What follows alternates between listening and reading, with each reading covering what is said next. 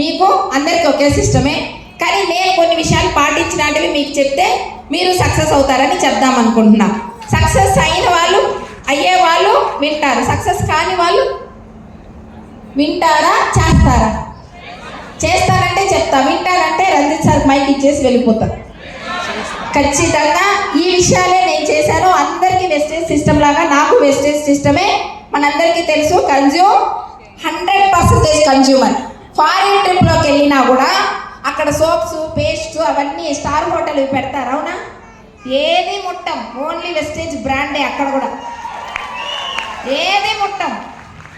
అక్కడ కూడా ఆ బ్రాండ్ తాకిన దాని వల్లే కదా అక్కడ స్విట్జర్లాండ్ ట్రిప్. బ్రాండ్ మార్చచ్చా?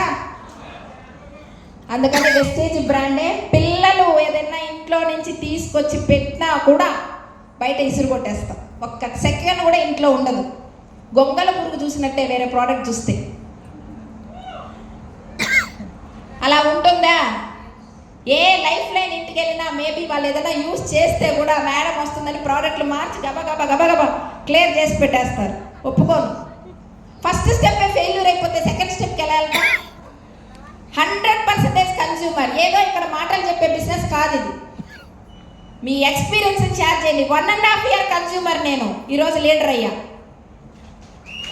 కన్జ్యూమ్ లేకుండా ఏం చేయలేను.